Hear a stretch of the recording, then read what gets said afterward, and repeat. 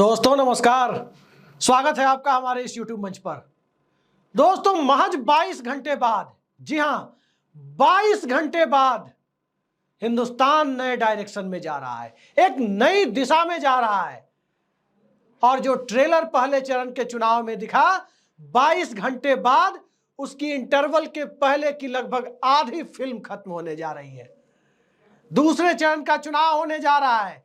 जनता क्या फैसला देगी वो 4 जून को सामने आएगा, लेकिन जमीनी हकीकत, जमीनी हालात, जनता के मुद्दे, बेरोजगारी, महंगाई के सवाल और इन सब के बीच किसानों की समस्या, सरकारी कर्मचारियों का मामला, सब जिस ढंग से एक साथ क्लब होते जा रहे हैं, अब साफ दिखाई दे रहा है कि क्या राजस्थान, क्या बिहार, क्या पश्चिमी उत्तर प्रदेश और क्या हरियाणा, और क्या कर्नाटक, क्या छत्तीसगढ़, क्या मध्य प्रदेश और क्या पश्चिम बंगाल, कहीं भारतीय जनता पार्टी के लिए 2019 के हालात दिखाई नहीं दे रहे हैं। इतना बड़ा गड्ढा इस शांत से दिख रहे चुनाव में, जहां चुनावी बयार किसी को बहती हुई नहीं दिख रही है, वहां अंडर करंट सत्ता के खिलाफ इतना बड़ा दिखाई देने लगेगा, जिसे महसूस करने में और महसूस करने की कल्पना मात्र से सत्ता की चूल्हे हिलती दिखाई देती है। तो आप अंदाजा लगा सकते हैं कि जनता इस बार किस मोड में है। फर्स्ट फेज के इलेक्शन में, पहले चरण के चुनाव में सिर्फ झलक आपने देखी थी, लेकिन उस झलक के बाद अब पर्दा हटने वाला है।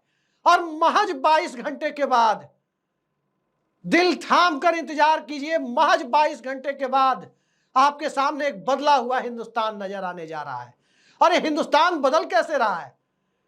यह हिंदुस्तान बदल रहा है एनडीए गठबंधन के अंदर मतैक्य नहीं होने से, एनडीए गठबंधन के अंदर एक दूसरे को निपटाने की प्रवृत्ति से। और ये मतैक्य जनता के मुद्दों के साथ एनडीए गठबंधन का जब नहीं बन रहा है, तो चाहे जितने उलूल जुलूल की बातें मंच से कर दी जाए, किसी के मैनिफेस्टो के बारे में कोई भी भ्रम फैला दिया जाए, आज की हकीकत यही है कि जनता अपने मुद्दों के साथ है। कल्पना कीजिए, राम मंदिर बना था, माननीय सर्वोच्च न्यायालय की कृपा से बना था, उनके आदेश से बना था। उस राम मंदिर का क्रेडिट लेने की कोशिश इस देश के सत्ता में बैठे हुए राजनेताओं ने वोटर्स के बीच की, लेकिन ये पब्लिक है, सब जानती है कि राम मंदिर किसके आदेश से बना, किसको क्रेडिट जाता है। और जनता ने किसी भी नेता को इसका क्रेडिट नहीं दिया, वो अपने मुद्दे के साथ चली गई। जनता मुद्दे के साथ जाती है तो सत्ता किसी की भी हो, सत्ता में घबराहट फैलना स्वाभाविक है। पूर्व में भी जनता मुद्दे के साथ गई थी, चाहे 1977 हो, चाहे 1989 हो, चाहे 1996 हो, चाहे 2004 हो, चाहे 2014 हो। कई बार भावनात्मक चुनाव होते हैं, मानता हूं इस बात को कि भावनात्मक चुनाव के लिए दशकों बाद एक स्पेस पैदा होता है। 71 के चुनाव में भावनात्मक चुनाव हुआ, बांग्लादेश का मुद्दा सामने आया, गरीबी हटाओ का मुद्दा सामने आया, और उस चुनाव के बाद एक राष्ट्र का जन्म भी हुआ। 84 में एक भावनात्मक चुनाव हुआ, जब इंदिरा गांधी हम सब के बीच नहीं रही। उसके बाद से इस देश में भावनात्मक ज्वार ऐसा उठा जिसने कांग्रेस को 400 का आंकड़ा पार करा दिया। एक भावनात्मक ज्वार आपने देखा कि 2019 में भी उठा, बालाकोट की सर्जिकल स्ट्राइक से। लेकिन इस चुनाव में भावनात्मक ज्वार का अभाव है, और बिना भावनात्मक ज्वार के, बिना इमोशनल कनेक्ट के, और बिना चुनावी उबाल के, चुनावी हिंदुत्व की हांडी, काठ की हांडी एक बार फिर से चढ़ जाएगी, ये उम्मीद हमें आपको नहीं, संघ और भाजपा के कर्णधारों को भी नहीं है। 150 सीटों का गड्ढा दिखाई दे रहा है। अब उस 150 सीटों के गड्ढे में कितना भर पाएगा, कितने गड्ढे को भरने लायक मिट्टी मिल पाएगी, इसको लेकर अभी से घबराहट का माहौल फैला हुआ है। 2-2 बजे, 3-3 बजे रात तक बैठकें हो रही है। पब्लिक के बीच में कार्यकर्ता जाने से डर रहे हैं। और क्या नरेंद्र मोदी, क्या अमित शाह, क्या जेपी नड्डा, क्या बीएल संतोष, दिल्ली से सीधे सीधे वन साइडेड कम्युनिकेशन के सहारे जो 10 साल में जिस प्रक्रिया का विकास किया गया, वो प्रक्रिया फेल होती हुई दिखाई दे रही है। कहां से शुरू करें? राजस्थान से शुरू करते हैं। इतना बड़ा गड्ढा कहीं और दिखाई दे रहा है ऐसी उम्मीद तो नहीं लगती। वैसे गड्ढे बड़े बड़े दिखाई दे रहे हैं, लेकिन राजस्थान के गड्ढे के बारे में देश के दूसरे हिस्से में कम जानकारी है कि जहां 25-25 सीटें 2 बार से जनता दे रही है, वहां हालात क्यों ऐसे हो गए? क्यों राजस्थान की जनता खिलाफ चली गई? क्यों रेगिस्तान में भारतीय जनता पार्टी को पानी मिलना मुश्किल हो गया? और क्यों लोकसभा अध्यक्ष ओम बिरला की भी सीट फंसी हुई है? किसानों की समस्या है, और किसानों की समस्या के साथ साथ बेरोजगारी की समस्या है, ओल्ड पेंशन की जगह एनपीएस का डर है, और इन सब के बीच जो सबसे बड़ी समस्या के रूप में लोगों के सामने खड़ा है वो अग्निवीर का मुद्दा। इस देश की सरहद की रक्षा करने वाला व्यक्ति महज 21-22 साल में बेरोजगार हो जाएगा, और 75 साल का व्यक्ति प्रधानमंत्री पद पर बैठेगा। सरहद की सेवा करने वाला व्यक्ति 22 साल में घर बैठ जाएगा। यह हिंदुस्तान के लोगों को और राजस्थान की महाराणा प्रताप की भूमि को यह चीज शायद स्वीकार नहीं है। जातीय चेतना अलग है, सामुदायिक चेतना अलग है, उनके मुद्दे अलग है, जाति जनगणना का मुद्दा अलग है, लेकिन बेरोजगारी सब में एक कॉमन फैक्टर है, महंगाई सब में एक कॉमन फैक्टर है, महिला सुरक्षा सब में एक कॉमन फैक्टर है, और इन सब में किसानों की समस्या और एमएसपी गारंटी की मांग कॉमन फैक्टर है। यह स्थिति पश्चिमी उत्तर प्रदेश में है। हरियाणा जहां चुनाव सेकंड फेज में नहीं हो रहे हैं, लेकिन पश्चिमी उत्तर प्रदेश में जयंत चौधरी को साथ लाकर जो कोशिश की गई वो तो यही याद दिलाता है, और नरेंद्र मोदी के दिमाग में जो चल रहा है उसे एक लाइन में अगर बयां करना हो तो एक पुराना गाना आपने सुना होगा, थोड़ा तोड़ मरोड़ कर आपके सामने रख देता हूं। हमें तो लूट लिया मिलके जनता दल वालों ने। और जनता दल वालों ने कैसे मिलकर लूट लिया, जरा इसे भी देख लीजिए। जयंत चौधरी को सामने लाकर कोशिश की गई कि महिला पहलवानों और महिलाओं की आबरू से जुड़ा हुआ मुद्दा किनारे हो जाएगा, वो हुआ नहीं। हरियाणा और पश्चिमी उत्तर प्रदेश के बीच जो रोटी बेटी का रिश्ता है, उस रिश्ते ने तमाम तरह के जज्बातों को अपने ऊपर हावी नहीं होने दिया। उनकी भावनाएं, उनके अपने जज्बात सबसे ऊपर हावी हो गए। और पश्चिमी उत्तर प्रदेश में जो किसानों का मुद्दा था, गाजीपुर बॉर्डर पर जो दिखा था, इस बार भले ही कील कांटे कहीं दिख गए हो देश के किसी हिस्से में, लेकिन कील कांटे वोटर के दिमाग में अब नहीं थे। उनके सामने क्रिस्टल क्लियर पिक्चर थी। पर है गाजियाबाद की सीट पर जब शंका के बादल हो, मैं नहीं कह रहा कि गाजियाबाद की सीट बीजेपी हार जाएगी, लेकिन गाजियाबाद की सीट पर, नोएडा की सीट पर जब प्रत्याशियों को, कैंडिडेट को डर लग रहा हो और सवाल यह पूछा जाता हो कि नोएडा के बीजेपी सांसद की सदारत में उनके संरक्षण में बताया जाता है कि एक अस्पताल चलता है, कैलाश अस्पताल, और उस अस्पताल में आयुष्मान कार्ड एक्सेप्ट नहीं होता, तो भाजपा वालों की बोलती बंद हो जाती है कि उस आयुष्मान कार्ड का नाम यदि नोएडा गाजियाबाद में लिया तो वोटर्स का गुस्सा जो अभी घुटने पर दिख रहा है वो सर पर चढ़ सकता है। ये हालत है पश्चिमी उत्तर प्रदेश की, इसमें जयंत चौधरी कुछ नहीं कर सकते। और जैसा कि मैंने बताया मोदी जी की मना स्थिति के बारे में कि हमें तो लूट लिया मिलके जनता दल वालों ने, तो जनता दल परिवार से जयंत चौधरी भी आते हैं, तो अब दूसरे जनता दल परिवार वाले के पास चलते हैं, एचडी देवेगौड़ा। साउथ कर्नाटका में वोटिंग है और देवेगौड़ा साहब कह रहे हैं कि भारतीय जनता पार्टी के लोगों का अपेक्षित सहयोग नहीं मिल रहा है। इस तरह से चुनाव होगा तो देवेगौड़ा साहब का कैडर, जनता दल सेकुलर का कैडर, जिस पार्टी के नाम में ही सेकुलर जुड़ा हुआ है, वो भला भारतीय जनता पार्टी और नरेंद्र मोदी के साथ कैसे खड़ी हो जाएगी? बड़ा सवाल है कि जो पूर्व की गतिविधियां रही हैं वो नए सिरे से दूसरे लोग करते दिख रहे हैं। संघ अलग घर बैठा हुआ दिखाई दे रहा है। आरएसएस अपनी भूमिका को सीमित कर चुका है इस चुनाव में, क्योंकि जब देवताओं के देवता ही चुनाव लड़ रहे हो तो भला मनुष्यों की क्या जरूरत है? जेपी नड्डा साहब कहते हैं ना कि देवताओं के देवता नरेंद्र मोदी, तो जब देवताओं के देवता ही मैदान में हो तो मनुष्यों की जरूरत तो है नहीं। मनुष्य वोटर हैं, वो लाइन लगाकर वोट देंगे। मनुष्य कार्यकर्ता हैं अलग अलग दलों के, वो अपना अपना काम करेंगे। दूसरे दल वाले काम कर रहे हैं क्योंकि उनके खेमे में कोई देवताओं का देवता नहीं है, और बीजेपी के पास देवताओं के देवता है, तो बाकी सभी बस आशीर्वाद के लिए लाइन लगा करके दे दे राम दिला दे राम की स्थिति में क्या कार्यकर्ता और क्या जनता, क्या संघ, क्या भाजपा, सब एक साथ खड़े हैं। अब मिलकर हमें तो लूट लिया, मिलकर जनता दल वालों ने। अब इसमें तीसरा नाम नीतीश कुमार। क्या हुआ पहले चरण के चुनाव में? कौन सा चुनाव बिहार में पहले चरण का हुआ? किस तरह से 2020 में जो खेल जनता दल यूनाइटेड के साथ हुआ कि एक तीसरी पार्टी को खड़ा कराकर जेडीयू की सीटों पर खड़ा कराकर उनकी सीटें कम हो गई, और उसका रिएक्शन, उसकी राजनीतिक प्रतिक्रिया पहले चरण में जो दिखाई दी, दूसरा चरण उससे अछूता नहीं है। अब वहां प्रतिक्रिया के मोड में भारतीय जनता पार्टी दिख रही है, क्योंकि दूसरे चरण में जो 5 सीटों पर चुनाव है वो 5 सीटें जनता दल यूनाइटेड लड़ रही है। तो नुकसान एनडीए में किसी का हो, नुकसान अंततः नरेंद्र मोदी का हो रहा है। एक तो 10 साल की उपलब्धियों के नाम पर वो जनता के बीच जाकर बोल नहीं रहे, वो बोल रहे हैं जाकर के मंगल सूत्र पर, वो बोल रहे हैं जाकर के झूठ फरेब की बुनियाद पर खड़े हुए, कांग्रेस के मैनिफेस्टो पर के बारे में झूठ फरेब की बात करके, क्योंकि मैनिफेस्टो में ऐसा कुछ नहीं लिखा है जिससे कहा जा सके कि उसमें किसी खास धर्म विशेष को फायदा पहुंचाने की बात है। अपनी उपलब्धियों, 10 साल का काम बोलता है या 10 साल का कारनामा बोलता है, इस काम बनाम कारनामे को पब्लिक के बीच डिफाइन करने की स्थिति में, उसे जनता के बीच रख पाने की स्थिति में नरेंद्र मोदी सरकार या उनकी सरकार के मंत्री दिखाई नहीं देते। क्या बोलते हैं गिरिराज सिंह? देशद्रोहियों का वोट नहीं चाहिए। क्या वो सीधे सीधे राजीव कुमार के आयोग के ऊपर आरोप लगा रहे हैं? ये तो बहुत बड़ा आरोप है।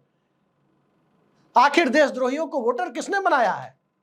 अगर इस देश में कोई देशद्रोही अगर वोटर है, कोई मतदाता है, अपने इलेक्टोरल फ्रेंचाइज का इस्तेमाल कर रहा है, तो जो 10 साल से सत्ता में बैठा हुआ है, क्या वो दोषी नहीं है क्या इसके लिए? क्या कह रहे हैं गिरिराज सिंह? ठीक इसी तरह की स्थिति उत्तर प्रदेश के दूसरे इलाकों में है, मध्य प्रदेश में है, पश्चिम बंगाल में है। जिस बंगाल में ममता बनर्जी को लोग गठबंधन के दौर में, इंडिया गठबंधन के दौर में वैकल्पिक सरकार के प्रमुख यानी देश के पहले बांग्ला भाषी प्रधानमंत्री के तौर पर देखने को अब आतुर दिखाई दे रहे हैं। कर्नाटका में भी यही स्थिति मैंने बताई। महाराष्ट्र की स्थिति यह है कि भारतीय जनता पार्टी 23 सीटें जो पिछली बार जीती थी वो नीचे गिरकर कहां जा रही है। हालात बीजेपी के लिए बेहद विषम है। भारतीय जनता पार्टी को ऐसा नहीं है कि जनता दल वालों ने मिलकर लूट लिया है, राजनीतिक तौर पर मतलब लूट लिया है। उनके साथ 2020 में जो बिहार में चिराग मॉडल नीतीश कुमार के साथ हुआ, सभी जनता दल वालों ने मिलकर उसे दोहरा दिया है एनडीए गठबंधन में रहते हुए। सिर्फ ऐसा ही नहीं है, बल्कि ऐसा भी है कि भारतीय जनता पार्टी के अंदर भी नरेंद्र मोदी की स्वीकार्यता को लेकर के बहुत ज्यादा उत्साह की स्थिति बनती हुई नहीं दिख रही है। कहां है वसुंधरा राजे? पूरे राजस्थान के चुनाव में उनका दर्शन क्या सिर्फ अपने इलाके को छोड़कर कहीं हो रहा है? और क्या कर रहे हैं उनके समर्पित कार्यकर्ता? किस दल के साथ उनकी निष्ठा है, यह साफ दिखाई दे रहा है।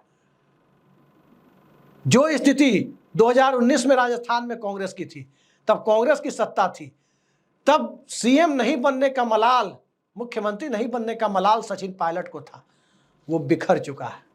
क्योंकि अब सत्ता ही नहीं है तो झगड़ा किस बात का?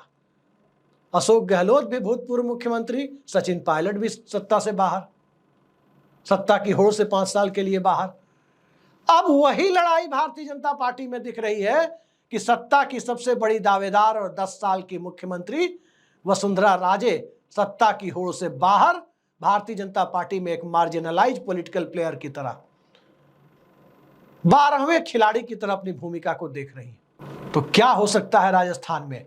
राजपूत अलग नाराज, जाट अलग नाराज, वो अलग लामबंद हो रहे हैं, गुर्जर अलग नाराज, मीणा समुदाय में भाजपा को लेकर कोई उत्साह नहीं है, और जाति जनगणना के मुद्दे पर हर पढ़ा लिखा ओबीसी और ईबीसी भारतीय जनता पार्टी के खिलाफ जाता हुआ दिख रहा है। चुनावी संभावनाओं पर कितना असर पड़ेगा हम नहीं कहते, लेकिन संघर्ष बेहद कड़ा है, बहुत कड़ा संघर्ष है, पहले चरण से भी ज्यादा बड़ा संघर्ष राजस्थान में है। मध्य प्रदेश में यही स्थिति शिवराज सिंह चौहान की है। भले ही मोहन यादव मुख्यमंत्री है, लेकिन मध्य प्रदेश में आज की तारीख में जितने भी नेता किसी पार्टी के पास है, उसमें पूरे मध्य प्रदेश के सियासी मिजाज की नस नस को समझने वाला सिर्फ दो ही नेता, कांग्रेस के पास दिग्विजय सिंह और भारतीय जनता पार्टी के पास शिवराज सिंह चौहान। अब शिवराज सिंह चौहान विदिशा देखें या पूरा मध्य प्रदेश देखें, और क्यों देखें पूरा मध्य प्रदेश, क्योंकि उनकी जगह तो पर्ची वाले मोहन यादव आ गए मुख्यमंत्री बनके। पर्ची से अनाउंसमेंट हुआ विधायक दल के नेता के चुनाव में। अब क्या करें, वो ट्रेन में कभी भजन गाने लगते हैं, कभी खेत में ट्रैक्टर चलाने लगते हैं। लेकिन भारतीय जनता पार्टी के चुनावी खेत पर किसने ट्रैक्टर चला दिया? क्या इंडिया गठबंधन ने चला दिया है? जी नहीं। मैं फिर कह रहा हूं, यह चुनाव नेता विहीन है, यह चुनाव पार्टी विहीन है, यह चुनाव लेकिन मुद्दा विहीन नहीं है। यह चुनाव मुद्दों पर आधारित चुनाव है, और मुद्दा मैंने पहले भी आपको बताया, मुद्दा किसानों का है, नौजवानों का है, आदिवासियों का है, दलितों का है, पिछड़े वर्गों का है, सामान्य वर्ग के गरीबों का है, और मुद्दा हर उस हिंदुस्तानी का है जिस हिंदुस्तानी को 5 किलो राशन की सरकारी इमदाद पर गुजर बसर करने लायक रख छोड़ा गया है। 140 करोड़ की आबादी में 42 करोड़ की आबादी कितनी होती है? लगभग 60%, 60% आबादी। और वो आबादी ये देख रही है कि आखिर हिंदुस्तान किस दिशा में जा रहा है। अडानी अंबानी की संपत्ति बढ़ती जा रही है, $200 बिलियन को पार कर चुकी है। लेकिन $200 बिलियन की आमदनी दो परिवारों की है, तो भला इस देश के बाकी 330 करोड़ परिवारों का कौन सा गुनाह है? कौन सा गुनाह है उन 30 करोड़ में से 2/3 यानी 20 करोड़ परिवारों का, जो 5 किलो राशन की सरकारी इमदाद पर जिंदा है? यही गुनाह है कि 2014 और 19 में वो नरेंद्र मोदी के साथ खड़े हो गए थे। यही गुनाह है कि उन्होंने चुनावी हिंदुत्व को और हिंदू धर्म पर भारी खतरा समझ करके नरेंद्र मोदी को चुन लिया था। और आज तक 2021 की जनगणना नहीं हुई, सामान्य जनगणना नहीं हुई, जाति जनगणना कहां से होगी? सेंट्रल गवर्नमेंट में वैकेंसीज खाली है, केंद्रीय विद्यालयों में बड़े पद खाली पड़े हैं, जितने नए एम्स बने हैं उसमें पद खाली हैं, बहाली नहीं हो रही है। यूनिवर्सिटीज में ओबीसी की सीटों को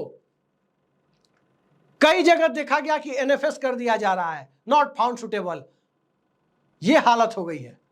तो इस हालात में मैं पिछड़ा हूं, मैं नीची जाति का हूं, इस तरह के बोल जो नरेंद्र मोदी के मुंह से पिछले चुनाव के दरमियान निकलते थे, उन्हें भी बखूबी पता है कि अब जैसे ही वो पिछड़ा शब्द बोलेंगे, जैसे ही वो खुद के लिए नीची जाति शब्द का इस्तेमाल करेंगे, जनता सीधे पूछेगी कि आपने उनके लिए क्या किया, जाति जनगणना की डिमांड पर क्या किया, जहां यूनिवर्सिटीज में पोस्ट को एनएफएस किया जा रहा है उस पर क्या किया, प्राइवेट कंपनियों को सरकारी परिसंपत्ति बेचे जाने का जो चलन शुरू हुआ है उस पर रोक क्यों नहीं लगी? क्योंकि वहां आरक्षण नहीं है, यहां आरक्षण देना पड़ता है। इतने सारे मुद्दों के बीच और जनरल कैटेगरी के जो लोग हैं उन्हें भी दिखाई दे रहा है कि वैकेंसी आएगी तभी जनरल की भी बहाली होगी, ईडब्ल्यूएस की भी होगी, ओबीसी एसटी एसटी की भी होगी, अल्पसंख्यक की भी होगी। आज मंगलसूत्र पर कोई वोट नहीं देने जा रहा। एनडीए गठबंधन के अंदर बिखराव है, और इस बिखराव को, जनता के बदले हुए मिजाज को सबसे पहले किसी ने भांपा। पहले चरण के चुनाव के बाद सबसे गहरी नब्ज किसी ने पकड़ी है, तो उत्तर प्रदेश के मुख्यमंत्री, पूर्व मुख्यमंत्री, उत्तर प्रदेश के पूर्व मुख्यमंत्री अखिलेश यादव ने कन्नौज से अचानक नॉमिनेशन करने का फैसला उस बदले हुए हालात की सार्वजनिक अभिव्यक्ति है। स्वीकार्यता है कि नरेंद्र मोदी की सत्ता इस बार संभवतः जाती हुई दिख रही है। मुकाबला अब भी कड़ा है, और दोनों पक्ष में से जो भी शिथिल पड़ा वो गया। इंडिया गठबंधन यदि इस मुगालते में रहे कि सत्ता जा रही है तो बाजी पलट सकती है, और भारतीय जनता पार्टी इस मुगालते में रही कि 400 पार तो देवताओं के देवता ही कह रहे हैं, तो जरूरत क्या है, 400 पार आ ही रहा है, उनकी कृपा से आ रहा है तो आने दो। तो फिर फील गुड और इंडिया शाइनिंग जैसे हालात देखने को मिल सकते हैं। बीजेपी चुनाव लड़ रही है, एनडीए चुनाव लड़ रहा है। एनडीए में आपसी अविश्वास, सर फुटअव्वल की स्थिति। योगी आदित्यनाथ का 4 जून के बाद क्या होगा, इसको लेकर राजपूत समुदाय के बीच में एक बहुत बड़ा प्रश्न चिन्ह खड़ा हो गया है कि अगर मोदी जी जीत करके आ गए तो राजपूतों के सबसे बड़े पोस्टर बॉय जो बीजेपी की तरफ से बनाए गए हैं, तो क्या उनकी जगह कोई मोहन यादव और भजन लाल शर्मा जैसे रबर स्टांप लाए जाएंगे? क्या चुनाव तक के लिए ही उन्हें रखा गया है? ये सारी परिस्थितियां ऐसी है कि अब कोई तथाकथित चाणक्य इस चुनाव में इस स्थिति में नहीं है कि इस चुनाव के नतीजों को अपने हिसाब से लोगों को मोटिवेट कर भरमा कर, चाहे नरेंद्र मोदी हो या राहुल गांधी हो, जनता अब इस स्टेज पर आकर खड़ी हो गई है कि यहां भरमा करके वोट नहीं लिया जा सकता, यहां लोगों को बरगला कर वोट नहीं लिया जा सकता। मुद्दा आधारित चुनाव में मैनिफेस्टो महत्वपूर्ण हो जाता है, और जब मैनिफेस्टो महत्वपूर्ण हो जाता है, एजेंडा महत्वपूर्ण हो जाता है, तब ना तो नरेंद्र मोदी महत्वपूर्ण होते हैं, ना राहुल गांधी महत्वपूर्ण होते हैं, ना अमित शाह महत्वपूर्ण होते हैं, ना मल्लिकार्जुन खड़गे महत्वपूर्ण होते हैं, ना अखिलेश यादव होते हैं, ना नीतीश कुमार होते हैं, और ना डीके शिव कुमार होते हैं, ना शरद पवार और उद्धव ठाकरे होते हैं, और ना ही ईडी महत्वपूर्ण होती है, ना सीबीआई महत्वपूर्ण होती है। महत्वपूर्ण होता है तो जनता का मिजाज, और उस मिजाज से मौजूदा सत्ता पक्ष यानी भारतीय जनता पार्टी बेहद घबराई हुई है। अंदाजा नहीं लगा सकते कि जितना बड़ा गड्ढा बीजेपी को दिखाई दे रहा है, मोदी, शाह और संघ भाजपा सब मिलकर के भी उस गड्ढे को भर पाएंगे। ये खतरा जब दिखाई दे रहा है तो महज 22 घंटे इंतजार कीजिए। 22 घंटे के बाद जिन लोगों को भी ये डाउट है, थोड़ा बहुत भी संदेह है कि चुनाव का नतीजा अभी भी सत्ता बरकरार रखने की दिशा में जा सकता है, तो महज 22 घंटे के बाद वह आशंका दूर हो जाएगी कि सत्ता बची या सत्ता गई। 22 घंटे बाद हिंदुस्तान के सामने एक बहुत स्पष्ट क्लियर तस्वीर आने जा रही है, और वो तस्वीर 4 जून तक नरेंद्र मोदी के लिए सुखद भी हो सकती है और नरेंद्र मोदी के लिए राजनीतिक तौर पर दुखद भी हो सकती है। बदलाव की बयार से इनकार नहीं किया जा सकता, और बदलाव लोकतंत्र की सबसे बड़ी खूबसूरती होता है। लेकिन क्या बदलाव के लिए नरेंद्र मोदी तैयार है, मिजाज और एजेंडे में बदलाव के लिए, या जनता ने खुद को बदलाव के लिए तैयार कर लिया है? देखते रहिए।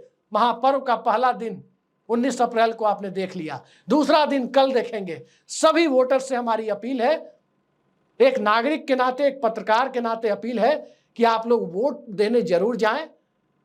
गर्मी बहुत है, ग्लूकोज पीते हुए जाएं, मतदान में हिस्सा जरूर लें, और जिन्हें भी इच्छा हो, जो भी आपके इलाके के लिए अच्छा कर सकता हो, देश के लिए अच्छा कर सकता हो, उसे वोट जरूर दीजिए।